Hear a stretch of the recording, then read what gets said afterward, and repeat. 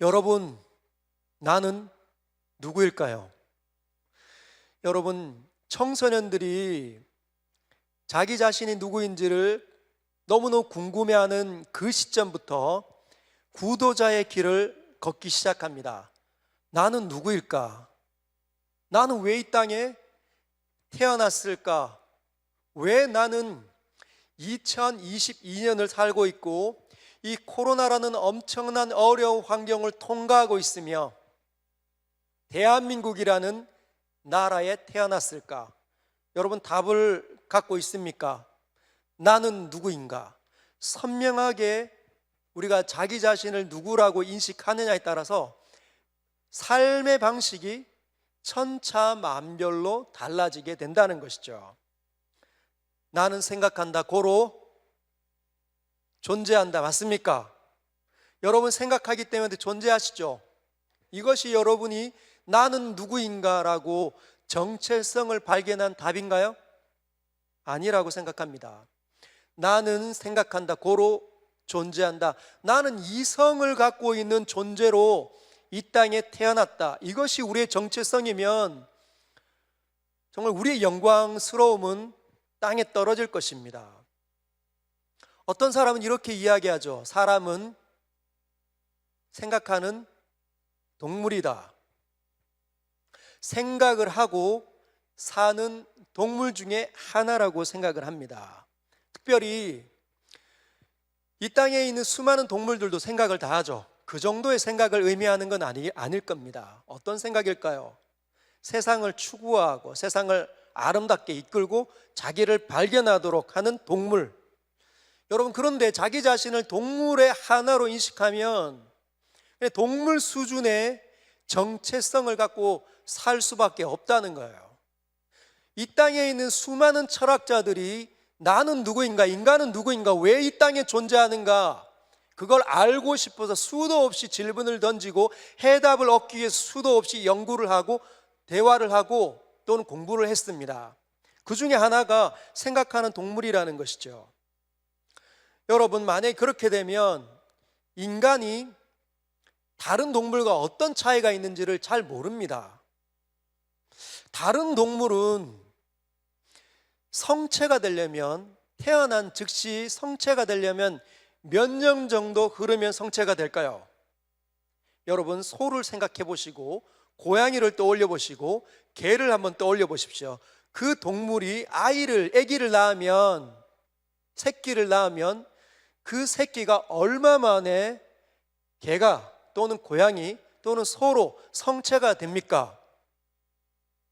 알고 있습니까? 약 1년 정도 좌우로 플러스 마이너스 하면 그 동물들은 성체가 됩니다. 여러분, 인간이 모든 동물들 중에, 굉장히 진화론자들은 모든 동물들 중에 가장 뛰어난 진화를 했다고 생각합니다. 그렇죠? 그렇습니까? 안 그렇습니까? 가장 뛰어난 진화와 진보를 이룬 것이 인간이다. 그래서 인간이 고등 생각하는 동물 가운데 하나다, 뛰어난 존재다라고 얘기하지만, 그렇게 되면 인간은 가장 뛰어난 진화를 이루었음에도 불구하고 성체가 되려면 1년으로 부족하다는 거예요. 여러분, 갓난아기가 태어나서 1년 정도 지나면 성체가 됩니까? 이제 막 돌이 지난 아기가 되는 거예요. 여러분, 과거에는 100일 지나면 잔치를 했고 돌 지나면 잔치를 했는데 왜 그런지 아시죠? 이 땅에 병균들이 너무 많아서, 질병이 너무 많아서 100일을 넘기기가 어려웠기 때문이에요. 돌을 넘기기가 어려웠기 때문에 돌잔치를 해주는 겁니다. 100일 잔치를 하는 거죠. 그런데 인간은 1년이 지났다고 해서 엄청난 뛰어난 존재가 되지 않습니다. 그러면 그들이 말하는 그 진화와 진보가 인간을 설명할 때는 너무나 형편없어진다는 거죠. 왜? 하나님께서는 인간을 지으시고 성체가 될 때, 성인이 될 때 꽤 많은 시간이, 십수년이 흘러야 성인이 되도록 만들어 주셨을까요? 그렇게 해 놓으셨을까요? 동물과 사람은 다른 방식으로 창조되어서 이 땅에 살아가도록 하기 위해서 그 방식을 택하셨습니다. 그런데 이 땅의 수많은 사람들은 사람은 생각하는 동물이다, 또는 여러 동물들 중에 고등한, 가장 진화를 뛰어나게 한 동물 중에 하나다라고 인식하는 사람이 꽤 많습니다. 그렇게 살아가면 동물의 수준의 삶을 살 수밖에 없다는 것이죠. 여러분, 동물의 최고의 존재의 목적이 무엇일까요? 어디를 향하여 갑니까? 동물들은 무엇을 위해서 그들의 이 삶을 살아갈까요? 예? 생존과 번식입니다. 동물들, 다른 인간을 제외한 모든 피조물들은 생존, 이 어렵고 척박한 이 환경 속에 생존하는 것, 그것이 첫 번째. 두 번째는 자손을 낳아서 번식하는 것, 번성하는 것이 존재의 목적이에요. 방향성입니다. 여러분, 만약에 인간이 그렇게 되면 어떻게 될까요? 생존이 목적이에요. 그리고 자손 번식이 목적이면 힘센 동물이 다 갔잖아요. 그렇죠? 사자를 보면 가장 힘센 숫사자가 먼저 먹이를 먹습니다. 그 다음 서열에 있는 사자들이 다가와서 먹는 것이죠. 그게 짐승들 사회에서 일어나는 법칙입니다. 힘센 사람이 다 갖는다. 인간을 동물의 수준으로 격화시키면 그런 삶이 이 땅에 팽배하게 일어날 수밖에 없습니다. 힘센 사람이 다 갖는 거죠. 빈익빈 부익부. 과거에는 개천에서 용이 났습니다. 굉장히 어려워도 자기가 최선을 다해서 노력하면 그 자신의 이 삶을 극복하는 일들이 많았어요. 부모님이 일자무식이어도, 자기 집안이 너무 찢어지게 가난해도 본인이 최선을 다해서 성실하게 노력하면 어떻게 해요? 극복을 할 수 있는 사회였습니다. 그러나 점점 어떤 사회로 가고 있죠? 개천에서 용이 날 수 있는 사회가 되지 못합니다. 빈익빈 부익부. 가난한 사람은 더욱 가난한 거죠. 부한 사람은 계속 부합니다. 생각외로 이것이 자본주의 사회에서의 맹점이에요. 여러분, 이 자본주의가 어디에서 들어와 있습니까? 미국에서 들어와 있죠. 미국이 굉장히 뛰어난 나라임에도 불구하고 그 나라에, 여러분 가보면 알지만 그 나라에서 가장 혜택을 못 받는 민족들이 있습니다. 누구일까요? 흑인들이에요. 흑인들. 제가 그 텍사스에 가서 목사 한 수 받고 텍사스 사우스 웨스턴이라는 신학교에 가서 공부를 하는데, 이 텍사스가 가장 부유한 동네거든요. 유전이 막 터져 나오고 물가도 굉장히 저렴합니다. 그래서 많은 사람들이 텍사스로 몰려가서 살고 싶어 해요. 그런데 그 텍사스의 바로 밑에 나라가 멕시코입니다. 멕시코 사람들이 얼마나 국경을 넘어 들어왔는지. 그래서 많은 사람들이 혜택을 받아요. 미국에 들어와서. 일단 국경을 넘으면 불법 체류자지만 함부로 내보내는 것보다는 약간 좀 자비를 베푸는 일이 꽤 많았던 것 같습니다. 그런데 멕시코인들은, 즉 멕시코인들이 사용하는 언어는 스페인어입니다. 스페인어. 근데 이들은 영어를 잘 하지 못해요. 영어를 잘 하지 못합니다. 그러나 그 나라에서 태어난 흑인들은 영어를 너무너무 잘 사용함에도 불구하고 어떻게 되느냐? 할렘가의 대부분이 살아요. 저도 동양인 아닙니까? 저도 동양인의 한 사람으로 공부하러 갔지만 미국 백인 사회에 들어가면 동양인들도 열등한 민족 취급받습니다. 우리도 이렇게 인텔리전트한데도 불구하고. 그런데 가서 보면 동양인도 차를 몰고 다니고 멕시코인들도 뭐 덜컹덜컹거리는 차를 몰고 다니는데 흑인들은 대부분 걸어 다니는 거예요. 흑인들은 대부분 걸어 다니더라고요. 왜? 부모님들이 너무너무 가난하니까 세금을 내지 못하니 세금의 혜택을 받지 못하는 거예요. 그래서 할렘가에는 경찰들이 이렇게 순찰을 잘 하지 않습니다. 왜? 세금을 많이 내지는 않았기 때문에. 세금을 많이 내는 곳에 가서 경찰들이 서비스를 제공을 하는 거죠. 그래서 빈익빈 부익부의 사회가 그 자본주의 사회 가운데 맹점으로 드러나 있습니다. 자본을 이용해서 더 많은 것을 얻는 사람은 더 많이 부자가 되고, 자본이 원래 없었던 사람은 환경도 너무 불우하고 낙후해서 배우지 못하는 거죠. 한국 사회도 여전히 그 자본주의의 맹점이 이제 여실하게 드러나기 시작했습니다. 부자들은 훨씬 더 부자가 돼서 경제가 이렇게 코로나로 한파의 위기가 와도 부자들은 여전히 굳건합니다. 그러나 누구는 어렵죠? 서민들은 죽어나가는 거죠. 너무너무 어렵습니다. 근데 부자들은 어마어마한 자기 자녀들에게 이 배움의 환경을 열어주는 거예요. 그래서 수많은 사람들이, 아이들이 강남에서 아침부터 밤까지 캐리어에 담기는 수많은 문제집을 끌고 아침부터 밤까지 이렇게 공부를 합니다. 최고의 선생님들을 제공받으면서. 그러나 가난한 아이들은 스스로 대학을 가고 또는 스스로 학비를 벌어서 자기 스스로 자기 인생을 경영하려고 하니 그 사람들과 경쟁을 하면 훨씬 뒤처질 수밖에 없습니다. 이것이 동물의 수준으로 전락되어져 버린 이 세상의 모습인 것이죠.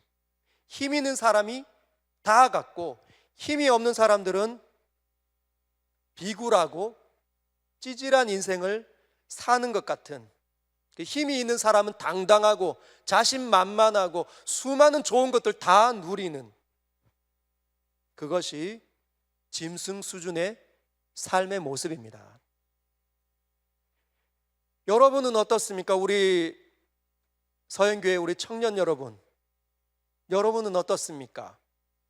혹시 그래, 세상은 정말 나쁘다, 세상은 인간의 존엄성을 너무 무시하며 살아간다, 혹시 그렇게 비판만 하고 있지는 않습니까? 이 비판을 하지만 자기 역시 여전히 그 세계관 가운데 영향을 받으며 살아오고 있지는 않는지, 그래서 힘을 갖추기 위해서 발버둥 치고 노력하고 스펙을 쌓기 위해서 수많은 시간들을 들이고 있지는 않는지 여러분 물어보십시오. 마음의 상태에 따라 내 인생을, 내 마음이 어떻게 인식하느냐, 내 자신을 어떻게 정체성으로 바라보고 있느냐에 따라서 삶이 달라진다는 것입니다. 오늘 지금 우리가 본문을 디모데후서 3장 10절부터 17절을 읽었지만, 디모데전서, 바울이 디모데에게 쓴 서신이 디모데전서, 디모데후서입니다. 디모데전서 6장 11절에는 바울이 그 디모데를 향하여서 이렇게 이야기합니다. 같이 한번 읽어볼까요? 같이, 중요하니까 시작.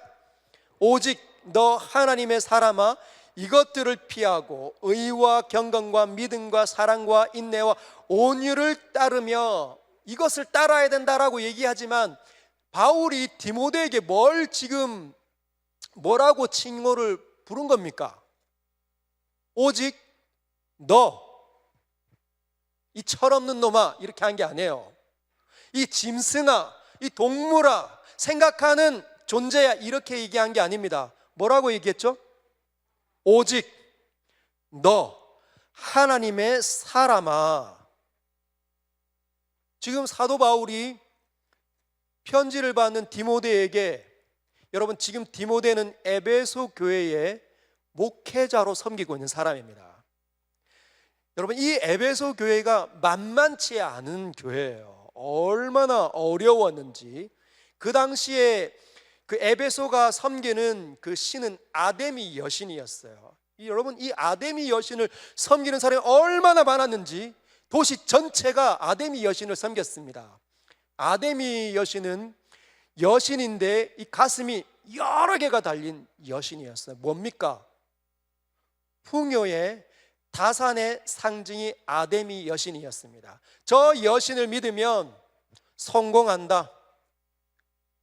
아데미 여신을 믿으면 잘 된다. 형통한다. 복 받는다. 이 땅에서 형통하고 잘 되는 일이 일어난다. 이렇게 이야기했다는 거죠. 그런데 디모데가 그 교회에서 세상의 사고방식에 영향을 받았던 사람들을 목양하면서 굉장히 어려웠던 것 같아요. 그때 사도 바울이 디모데에게 이렇게 얘기하는 거죠. 오직 너 하나님의 사람아. 여러분과 저는 하나님의 사람입니다. 여러분의 정체성 하나님의 사람 맞습니까? 여러분 진짜입니까? 하나님의 사람인 줄 믿겨지십니까? 우리 청년 여러분, 하나님의 사람인 것이 믿겨집니까? 여러분은 진짜 하나님의 사람이라고 인정합니까? 근데 예수 믿으면서 생각으로 본인 스스로가 하나님의 사람이라고 잘 생각이 들지 않은 사람이 훨씬 더 많다는 거예요. 자기가 하나님의 사람이라는 정체성을 갖고 있는 사람이 생각보다 적습니다. 말은 성경을 읽으니까 또는 들은 게 많아서 나는 하나님의 사람이라고 이렇게 말은 하지만 실제로 그 하나님의 사람답게 하나님의 능력이 삶의 곳곳에서 터져나가는 사람은 많지 않다는 거예요. 여러분은 어떻습니까? 여러분이 진짜 하나님의 사람 맞습니까? 그래서 하나님의 능력이 터져나가고 있습니까? 여러분 하나님이 진짜 보이나요? 하나님이 여러분 편이라고 믿겨지십니까? 그래서 세상과 맞짱 뜨실 수 있겠어요? 생각외로 이 질문에 온 몸의 모든 삶의 방식으로 예스 나는 그렇습니다라고 말한 사람이 적다는 거예요. 심지어 목사일지라도 전도사님일지라도 장로님일지라도 권사님일지라도 집사님들일지라도 여러분 정말 여러분이 하나님의 사람이라고 인정되십니까? 한 주 동안 전능자가 여러분과 함께 했다고 믿겨지십니까? 그것이 오직 너 하나님의 사람아, 그것이 나에게 적용되는 사람이라는 것이죠. 근데 나도 그렇게 되고 싶은데, 목사님 저도 그렇게 되고 싶어요. 저도 하나님의 사람으로 이 땅에 정말 확신을 갖고 살고 싶어요. 그런데 왜 안 될까요? 이것이 우리의 답답함이라는 거죠. 한 주 동안 하나님이 생각이 안 납니다. 하나님의 사람들이 한 주 동안 인생을 사는데 하나님이 생각이 안 나. 그러면 하나님의 사람 맞습니까? 사람이긴 한 것 같은데 하나님의 사람다운 일들이 일어날까요? 안 일어날까요? 여러분 한 주 동안 하나님의 생각이 안 날 뿐만 아니라 기도도 안 해요. 어떻습니까? 왜 기도 안 할까요? 하나님께서 내 기도를 들으실 거라고 내가 별로 공감이 되지 않으니까. 내가 기도하면 하나님께서 내 기도를 들으시고 내 삶에 역사하신다는 생각이 별로 안 들기 때문에 기도가 안 나오는 겁니다. 만약에 내가 기도했을 때 하나님께서 들으시고 역사하신다는 것이 경험되어지고 체득되어지고 늘 내 삶 속에서 일어난다면 그 사람 기도할까요? 안 할까요? 기도하겠죠. 여러분이 이 성경을 들여다보시면 신실한 하나님의 사람들이 얼마나 많이 기도했는지, 그리고 그들의 삶을 하나님께서 어떻게 관계를 맺으시고 역사하셨는지가 다 드러납니다. 그걸 읽음에도 불구하고 하나님의 사람다운 삶이 우리에게 별로 없다는 거예요. 제가 오늘 우리 청년들을 위해서 메시지를 준비한 겁니다. 또는 이 메시지는 청년만 해당되지 않아요. 여기에 있는 저와 여러분들의 모든 사람들이 다 해당이 된다는 거예요. 정신을 바짝 차리지 않으면 어떻게 됩니까? 영적인 깊은 잠에 한 발짝 두 발짝 수렁으로 빠져 들어가고 있는데도 모른다는 거죠. 생각외로 저와 여러분들의 이 상태가 굉장히 만만치 않은 거예요. 예수님께서 사람으로 오셔서 죽지 않으면 안 될 만큼 심각한 사람이 저와 여러분의 생각을 반드시 해야 합니다. 죄 가운데 태어났기 때문에 주님이 오셔서 죽으신 거라는 거예요. 죄 가운데 태어났다는 것은 구제 불능이었다는 겁니다. 뭔가 상황이 일어나면 순식간에 어둠 속으로 빨려 들어가는 존재가 저와 여러분이라는 거예요. 조금만 마음에 안 들면 빈정거리고 싶고 원망하고 싶고 싸우고 싶고 다투고 싶은 게 우리 삶의 수준이었다는 거죠. 그래서 지금 우리는 하나님의 사람이라는 이 정체성을 회복할 필요가 있습니다. 그러지 않으면 짐승의 수준으로 떨어지는 거죠. 힘센 놈이 다 갖는 이 세상에 던져졌는데 힘세지 힘이 없으니까 너무 고통스러운 거라. 그래서 절망만 일어나고 우울증에 걸릴 수밖에 없고 내 삶을 보면 한심스럽고 절망해서 더 깊은 영적인 잠으로 빠져 들어가는 거죠. 제가 봤을 때 대한민국의 수많은 청년들이 그런 모습입니다. 결혼하기도 어렵죠. 내가 모아놓은 재산이 없으니까. 대학 가기도 힘들고 대학을 갔는데 좋은 직장에 들어가기 너무 어렵고 무섭고 두렵고 염려스럽고 본인이 하나님의 사람이라는 이 정체성이 회복이 되지 않으면 어렵습니다. 자, 그러면 하나님의 사람이라는 정체성을 어떻게 하면 우리는 회복할 수 있을까요? 하나님의 소리가 들려야 합니다. 하나님의 소리가 다시 들려야 한다는 거죠. 한번 따라할까? 우리는 하나님의 소리를 들으며 사는 존재다. 여러분, 인간은 짐승으로 동물로 창조된 게 아니라 하나님의 형상으로 창조된 모든 피조물들의 대표자입니다. 그게 우리 정체성이에요. 하나님의 형상으로 만들어진 유일한 존재. 그래서 하나님의 소리가 들리도록 만들어졌다는 거예요. 놀랍지 않습니까? 하나님의 소리가 들리도록 지어졌다는 거죠, 우리가. 그런데 우리 청년들 중에 이렇게 반문하실 분이 있을 것 같습니다. 목사님, 그런데 하나님의 소리가 안 들려요. 하나님의 소리를 듣고 사는 존재가 사람, 인간이라고 했는데 왜 저는 사람이며 인간인데 하나님의 소리가 왜 안 들릴까요? 여러분, 주님께 물어보셨습니까? 하나님의 소리를 듣기 위해서 발버둥 쳐보셨습니까? 여러분, 하나님의 소리가 안 들려요 말하는 사람들은 자기 자신을 짐승의 수준으로 떨어뜨리는 정말 나쁜 편견에 휩싸인 사람입니다. 그 사람은 오래된 구습이 있는데, 오래된 편견이 있는데 하나님의 소리가 안 들린다고 생각하는 사람이에요. 여러분, 한번 떠올려 보십시오. 어릴 때 엄마가 또는 여러분들이 위인전을 읽었어요. 어떤 위인을 한번 떠올려 볼까요? 링컨이라는 위인전을 읽었는데 거기에 링컨이 수많은 이야기를 하잖아요. 링컨이 이런 말을 했습니다. 그 이야기를 들은 어릴 때 여러분들을 떠올려 보십시오. 엄마, 근데 링컨이 있잖아, 이런 말을 했네. 링컨이 직접 링컨이 하는 말을 듣지 않았으면서 엄마에게 링컨의 말을 이야기해 주는 거예요. 링컨이 이런 말을 했어.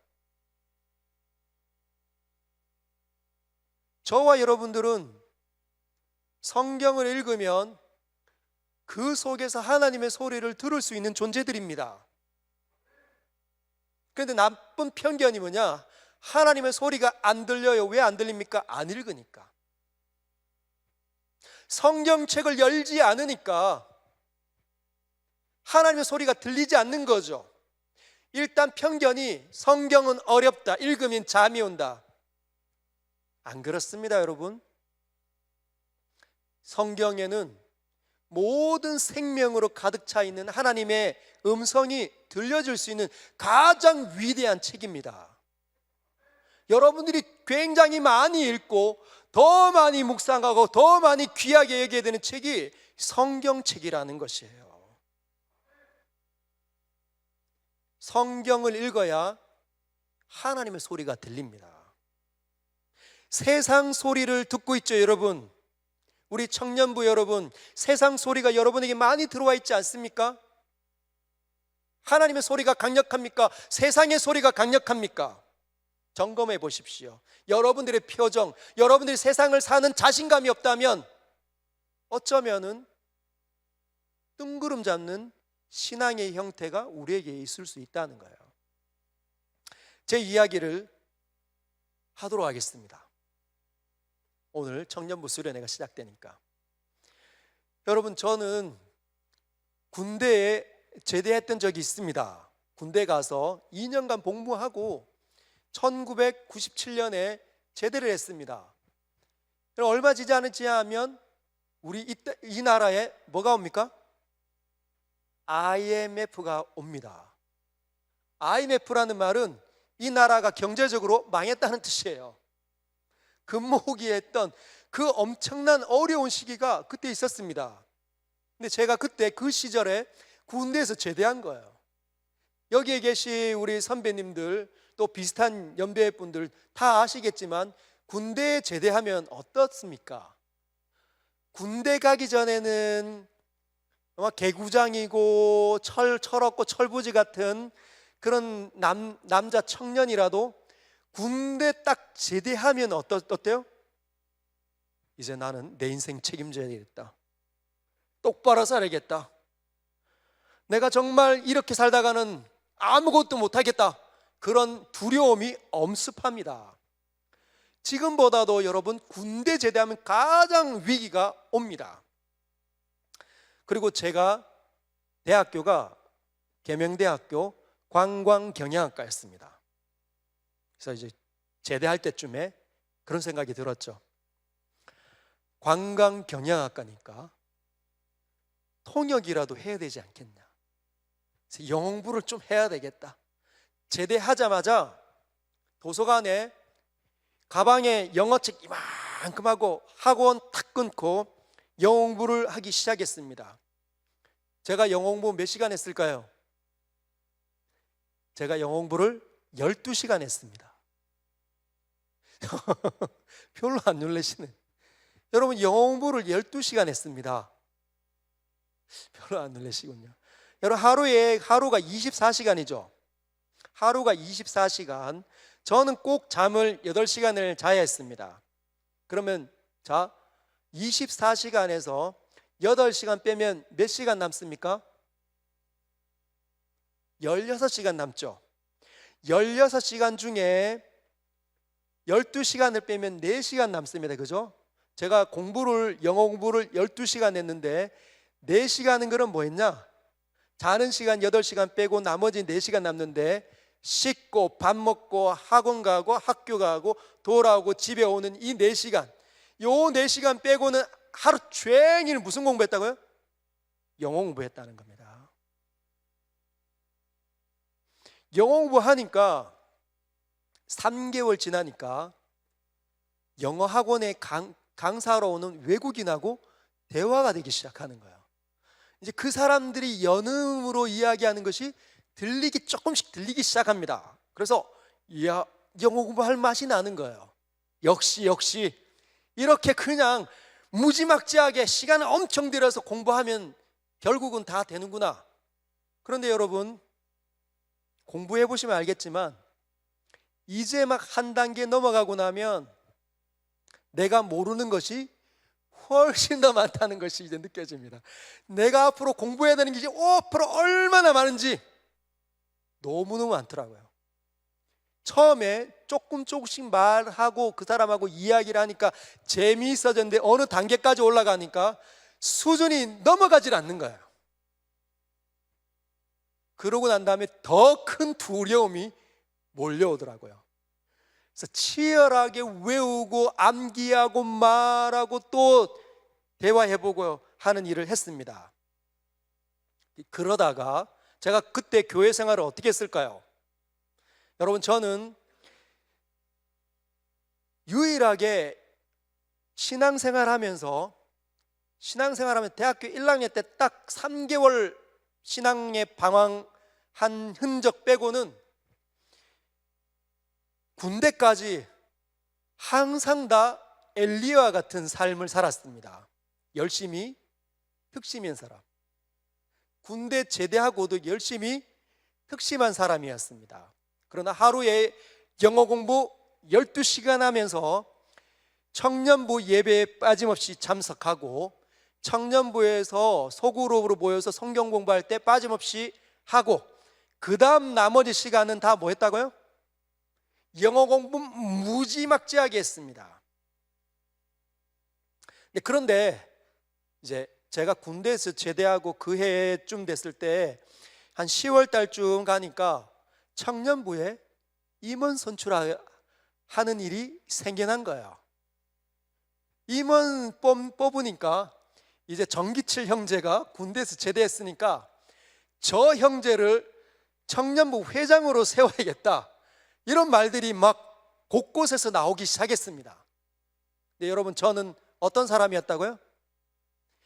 온갖 두려움에 사로잡혀서 영어 공부에 매진하고 오직 영어 공부를 통해서 영어가 달인이 되지 않으면 사회를 이길 수 없다는 생각에 사로잡혀 있기 때문에 시간을 최대한 하나님께 드릴 수 있는 건 다 드리지만 나머지는 무조건 영어 공부를 해야 됐습니다.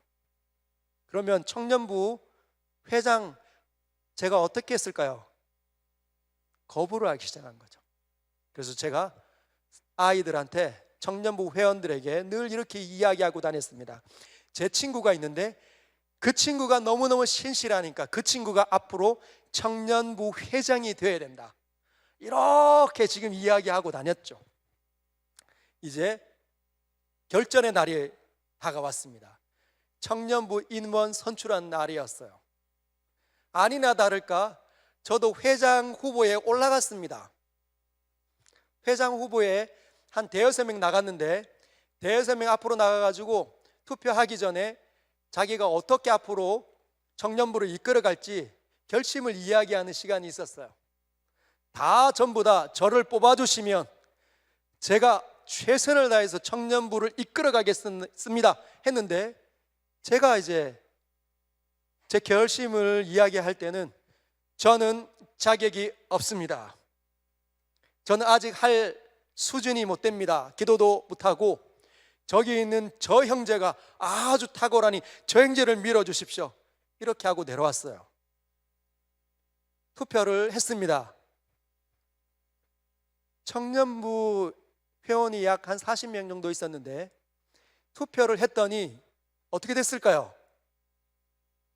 제가 청년부 회장이 떨어졌습니다. 한 표 나온 거예요. 한 표 나오고, 제가 그렇게 선거운동했던 그 형제가 몰표를 받아서 저랑 굉장히 친밀했던 형제였는데 저를 전도한 친구입니다. 고등학교 1학년 때 그 형제가 회장으로 당선되었습니다. 그래서 얼마나 안도감이 나왔는지. 그런데 이제 부회장 우리 자매가 하고 이제 총무를 선출안을 할 때 제 선배가 저에게 이야기하는 거예요.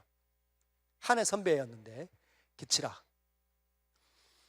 총무 후보로 추천할까? 그러다가 덜컹대면 어떡하려고? 에이, 아까 한 표밖에 안 나왔잖아, 재미로 한번 해보자, 그러는 거예요.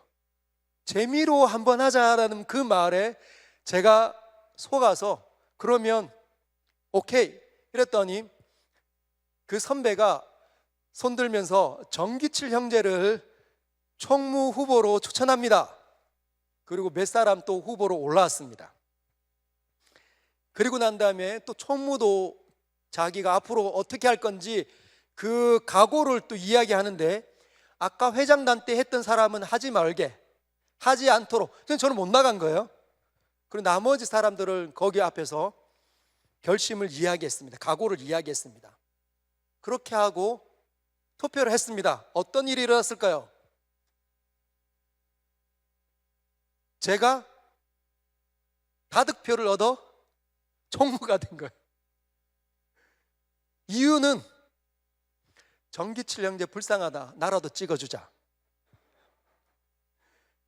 그리고 그런 사람이 다수였고, 어떤 사람은 회장이 된 형제와 제가 굉장히 친밀하니까 회장을 도와주는 사람이 필요하니 정기칠 형제를 뽑아주자 해서 뽑여서 제가 다수표를 받아서 총무가 됐습니다. 그리고 난 다음에 이제 회장, 부회장, 총무, 회계, 서기 뭐 이렇게 뽑혀가지고 앞에 나가서 이제 소감문 이야기하잖아요.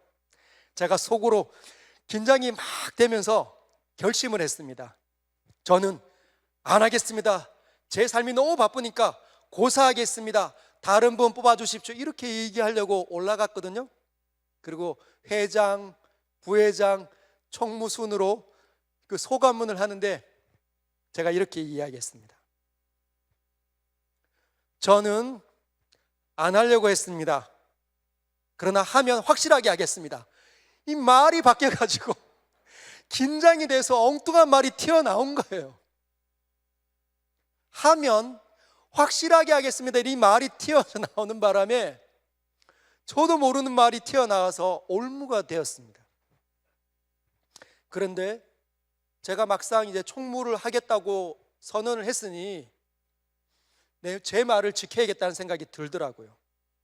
그리고 도서관으로 들어가서 이제 앞으로 큰일 났다, 기도도 잘 못하고 앞으로 할 수 있는 게 아무것도 없는데 사회도 맡아야 되고 기도도 많이 해야 되는데 내가 어떻게 해야 되나, 기도를 배우고 싶은데 누구에게 배울 수 있을까 하다가 기도의 달인 누굽니까?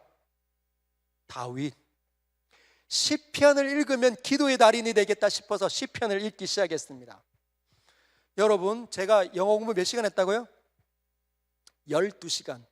12시간을 반으로 딱 잘라가지고 6시간을 성경을 읽기 시작했습니다. 이 별로 안 들리시네. 여러분, 새벽 6시부터 점심 먹을 때까지 쉬지 않고 성경을 읽어야 6시간 읽는 거예요. 점심 때부터 쉬지 않고 읽어서 저녁 6시 될 때까지 읽어야 그것이 6시간입니다. 제가 영어 공부 12시간 해야 만족하는 사람인데 6시간 하나님께 드렸습니다. 시편 하루에 4편씩 읽어보자. 그리고 다윗을 따라 기도 연습해보자. 그렇게 시작했습니다. 그러면서 제 마음속에 한 가지 의문이 되기 시작했습니다. 아니, 내가 고등학교 1학년 때부터 군대까지 계속 찬양팀 리더였는데, 여러분, 찬양팀 리더가 얼마나 사람들이 이끌고 손을 들고 은혜를 끼치는 사람입니까? 근데 제가 가만히 들여다보니 예수님과 나와 무슨 상관이 있는지 전혀 모르겠더라고요. 그렇게 오랫동안 주님을 이야기하고 청년들을 이끌고 전도하러 갔는데도 불구하고 예수님이 도대체 무슨 일을 하셨는지, 체계적으로 어떤 일들이 있었는지 하나도 기억이 나는 게 없더라고요. 그래서 요한복음을 읽기 시작했습니다. 요한복음 1장부터 마지막 장까지 예수님의 말이 이해가 되지 않으면 그냥 넘어가지 않고 이해가 될 때까지 그 구절을 계속적으로 읽어봤습니다. 그렇게 하고 신약을 읽기 시작했고, 6시간 중에 신약을 읽으면 구약이 약해지니까 구약을 한번 읽어봐야겠다 해서 중간을 쫙 열어봤더니 이사야가 열리더라고요. 그래서 이사야 1장부터 그러면 구약도 균형 있게 읽어야 하기 때문에 구약 이사야를 읽어봐야겠다 해서 이사야를 읽는데 이사야 1장에 어떤 말이 있었냐면 내 마당만 밟을 뿐이니라, 이 말씀이 있는 거예요. 얼마나 고통스러운지. 제가 하나님 예배 꼬박꼬박 드리고 하나님께 헌금 꼬박꼬박 하고 성경 공부 모임할 때 꼬박꼬박 그 다 참여하고 이제 나머지 시간은 저를 위해서 최선을 다해서 살겠습니다 하고 영어 공부 매진했을 때 주님이 저에게 뭐라고 말씀하시냐? 내 마당만 밟고 다니고 있었다. 네가 수도 없이 무수하게 던져서 나에게 드렸던 그 예물, 나는 그때 영어 표현이 sick and tired of it, 지겨워 죽겠다입니다. 몸서리친다, 이거였거든요. 그게 저에게 충격이었습니다. 여러분, 그렇게 한 달, 두 달 가면서 놀라운 일들이 일어났는데 미래가 너무너무 불투명하고 두려웠던 제 삶이 바뀌기 시작했습니다. 여러분, 12시간 공부했는데 여러분 12시간보다 16시간 공부를 해야, 영어에 매진해야 더 미래가 열려질 것 아닙니까? 사람들을 더 많이 만나고 교수님 찾아가고 자기 자신을 알리고 그래야 되는데 그거 안 해도 두려움이 사라지더라고요. 왜? 성경을 읽으니 성경 속에서 하나님의 소리가 들리기 시작하는 거예요. 오직 너 하나님의 사람아가 아침 새벽 6시부터 점심때까지 지속적으로 들리기 시작하는 겁니다. 그러니까 두려움이 없는 거예요.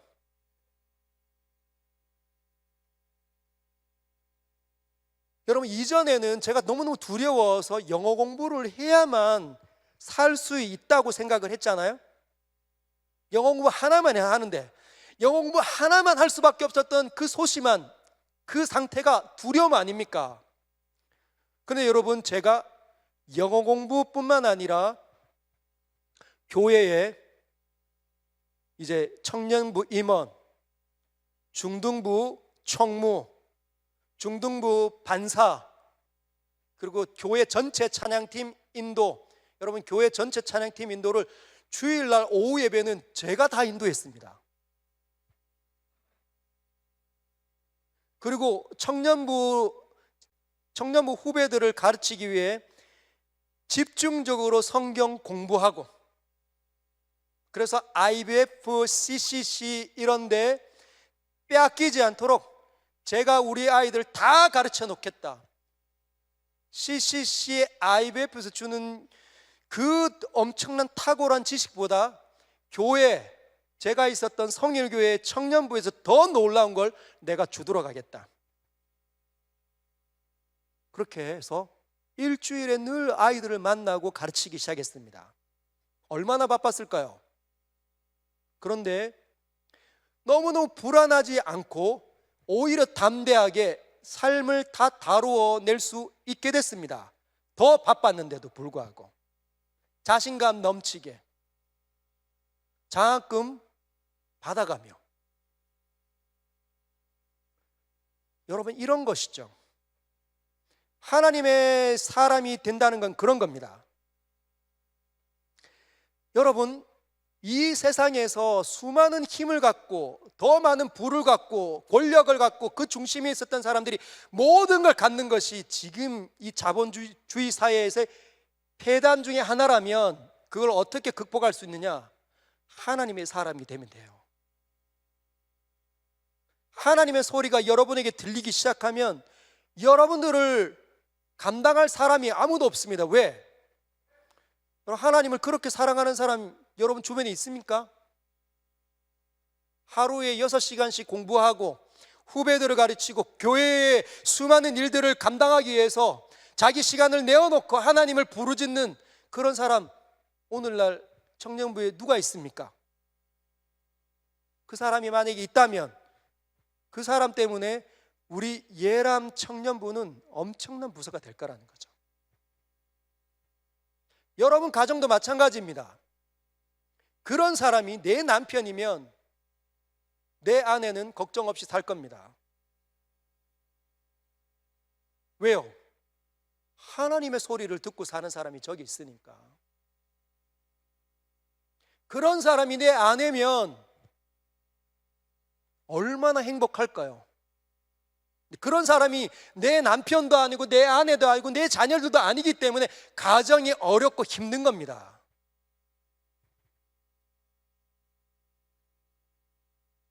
여러분, 그래서 우리의 이 정체성은 하나님의 소리가 들릴 때만 다시 회복이 된다는 거예요. 그건 성경을 읽을 때 나타나는 것입니다.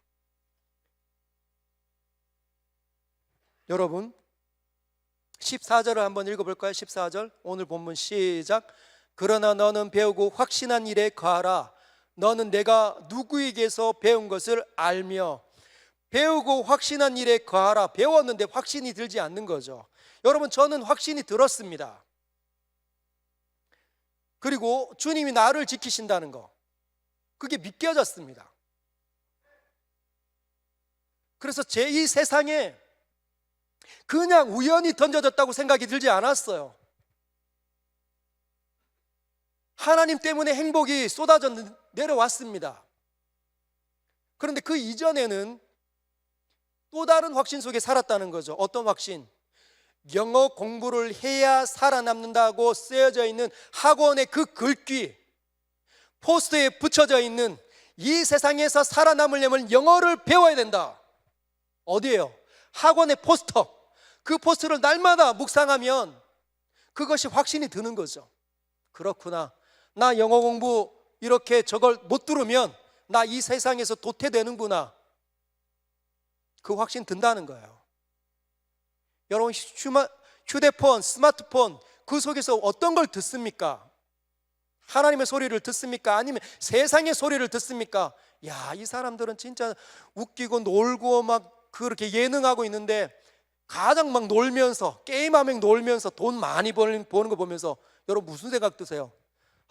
이 사람들은 어떻게 이런 기회를 잡아가지고 나도 이렇게 편안하게 놀면서 돈 좀 많이 벌어봤으면 좋겠다.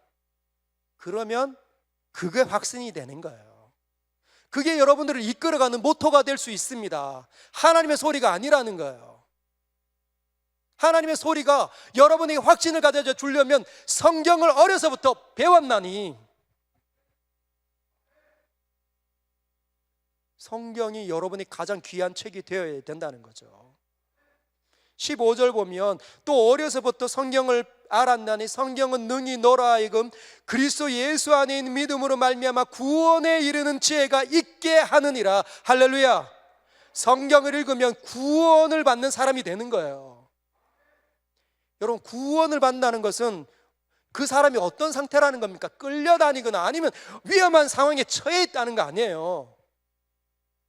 그렇죠?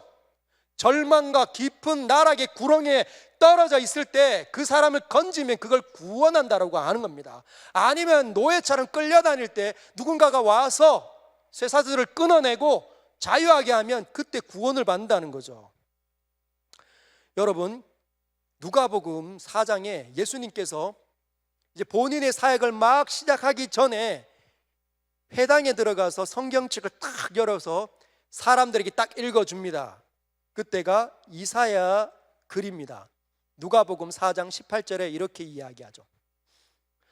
주의 성령이 내게 임하셨으니 이는 가난한 자에게 복음을 전하게 하시려고 내게 기름을 부으시고 나를 보내사 어떻게? 포로된 자에게 자유를, 눈먼 자에게 다시 보게 함을 전파하며 눌린 자를 자유롭게 하고. 포로된 자가 자유를 얻는다는 거예요. 눈먼 자가 이제 다시 보는 거죠. 세상에 어떻게 왜 살아야 되는지 다시 보게 되는 일, 선명하게 보게 되는 일, 그래서 똑바로 길을 걷게 되는 일. 눌려 있습니까? 여러분을 막 누르고 있나요? 죄짐이, 스트레스가, 억압이, 세상에 엄청난 그런 어떤 그 경제적인 한파가 여러분을 누르고 있습니까? 주님이 자유하게 하기 위해서 오셨다는 거죠. 그리고 20절에 보면 이렇게 이야기합니다. 책을 덮어 그 맡은 자에게 주시고 앉으시니 회당에 있는 자들이 다 주목하여 보더라. 이에 예수께서 그들에게 말씀하여 이르시되 이 글이 오늘 너희 귀에 응하였느니라 하시니라. 뭐라고 말씀하신 거예요? 딱 덮고 자리에 앉으니 사람들이 쭉 쳐다보는 거죠. 저분이 무슨 말 한 거야? 오늘 읽은 이 글이 오늘 너희에게 응하였다. 이미 이루어졌다는 겁니다. 예수님이 그때부터 지금까지 이 일이 이미 성취되었다는 거예요.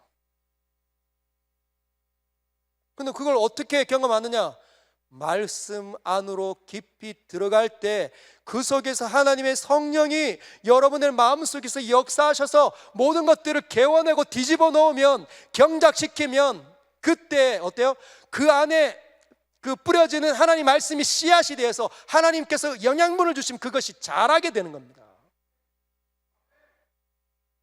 오직 하나님의 능력으로만 경작이 되는 거예요. 오늘 우리 아까 청년들이 찬양을 불렀죠. 하나님께서 비를 준비하신다. 딱딱한, 강팍한, 아무리 강팍한 마음이라도 하나님께서 비를 예비하셔서 준비하셔서 뿌리시면 다 녹는다는 겁니다. 믿습니까? 여러분에게 그 일이 일어나기를 바라요.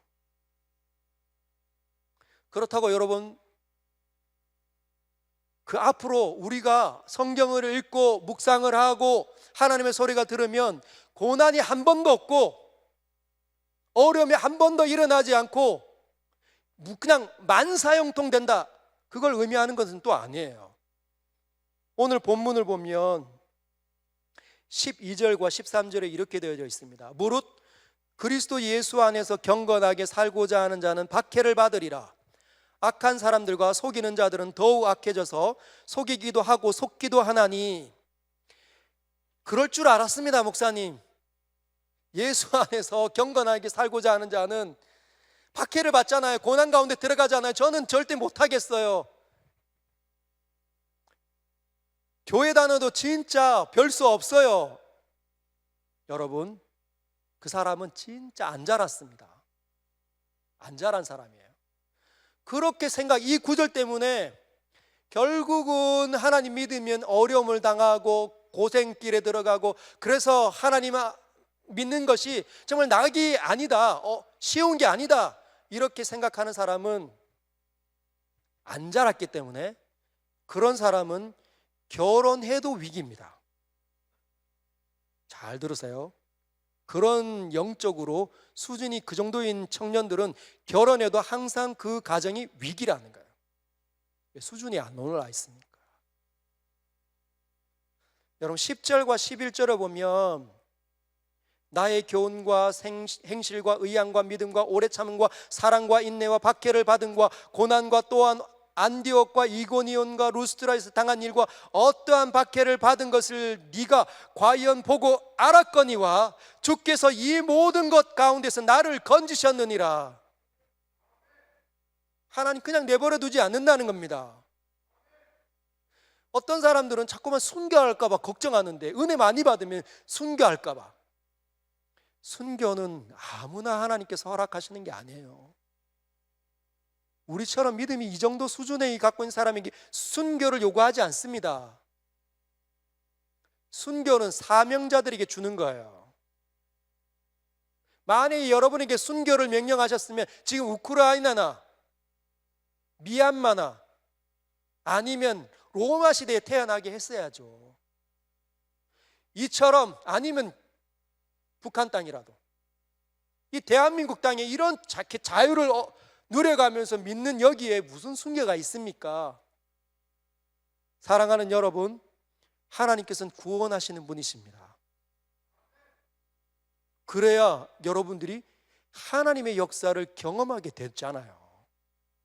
여러분이 고난 속에서 주님을, 하나님의 소리가 들려서 주님, 하나님이 성경에 이렇게 말씀하시는데 왜 저의 삶을 간섭하지 않습니까? 저를 도와주십시오 할 때 하나님 번개같이 역사하셔서 여러분들을 건지시면 하나님 살아계시구나 경험하시도록 여러분의 믿음을 크게 하시기 위해서. 그러면 이제 어떻게 해야 이 하나님의 사람으로 확신하며 살아갈 수 있을까요? 여러분, 삶에 하나님을 최우선순위로 두고 사시길 바랍니다. 너 하나님의 사람아는 하나님의 사람이기 때문에 내 삶에 하나님을 가장 first, 가장 먼저 삶의 우선순위로 두고 살아야 역사가 나타난다는 거예요. 여러분 그렇게 안 살아봤으니까 그게 어떤 건지 아마 모를 겁니다. 결심을 하십시오. 이 밤에 하나님을 내 삶의 최우선순위로 두겠다 결정해 보십시오. 시편 119편 9절에 이런 말이 있습니다. 청년이 무엇으로 그의 행실을 깨끗하게 하리이까? 주의 말씀만 지킬 따름이니이다. 여러분, 하나님을 내 삶의 가장 first, 최우선 순위로 둔다는 말은 여러분들이 이제 성경 읽기 시작한다는 뜻이에요. 성경을 읽는데 대충 읽으면 안 됩니다. 번개불에 콩 구워 먹듯이 그런 찰나로 읽으면 뭐가 깨달아지겠습니까? 어떻게 해요? 이 성경이 나에게 가장 익숙한 책이 될 정도로 하십시오. 여러분에게 제가 한 가지 팁을 드리면, 제가 거룩한 시기심이 있었습니다.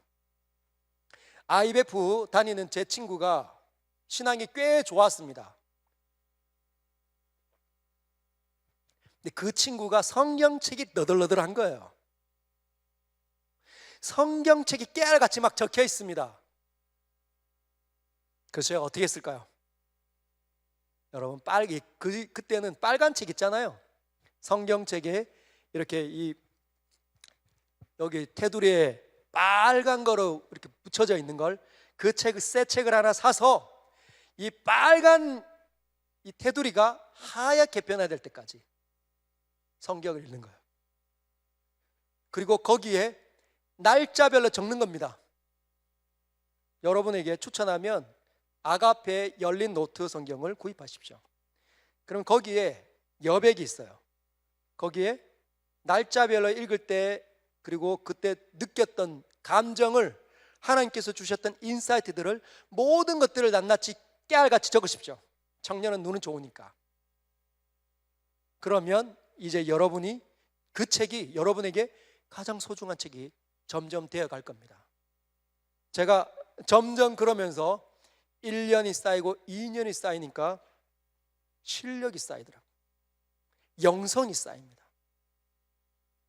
그리고 하나님께서 저를 미국으로 데려가시고 거기서 목회자 소명을 주시고 한국 돌아와서 성령이 예수님을 광야로 몰아가시듯이 얼마나 스피드하게 저를 훈련시키신지 모릅니다.